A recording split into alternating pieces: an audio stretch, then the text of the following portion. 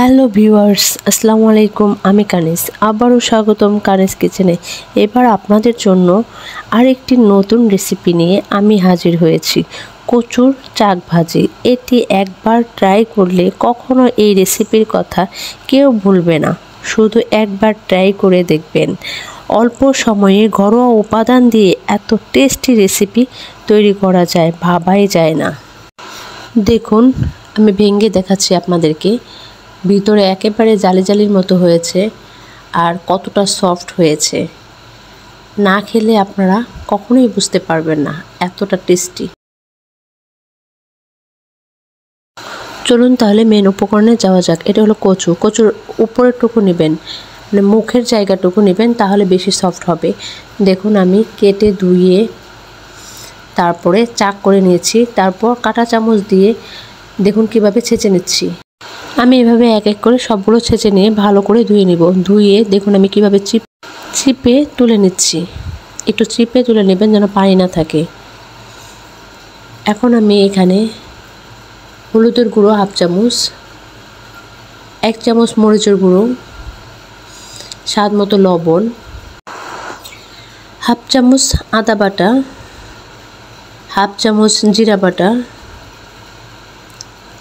Half চামচ রসুন বাটা, half চামচ চাট মশলা এবং 2 টেবিল চামচ তেল দিয়ে আমি ভালো করে মাখিয়ে নিব। দেখুন আমি কিভাবে মাখিয়ে নিচ্ছি। এখন এক এক করে কচুর চাকগুলো আমি ভালো করে মাখিয়ে নিব মশলা দিয়ে। দেখুন আমি কিভাবে মশলা দিয়ে কচুর চাকগুলো মাখিয়ে নিচ্ছি। এক এক করে আমার সবগুলো মাখানো শেষ। এখন আমি ফ্রাই প্যানে তেল গরম হতে দিয়ে দিয়েছি। তেল গরম হয়ে আসলে একটু নেড়ে দিয়ে আমি এক এক করে সবগুলো মশলা দিয়ে মাখানো কচুর চাকগুলো আমি দিয়ে দিব।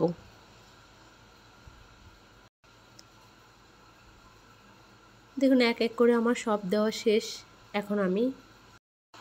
এখন আমি অবশিষ্ট যে মশলাগুলো ছিল সেগুলো তুলে আমি সবগুলো কচুর চাকে ভালো করে মাখিয়ে দিয়ে ঢাকনা দিয়ে ঢেকে দিব। কিছুক্ষণ পর ঢাকনা খুলে আবার উল্টিয়ে দিব। আবার সবগুলো উল্টানো শেষ হয়ে গেলে আবারও আমি ঢাকনা দিয়ে ঢেকে দিব।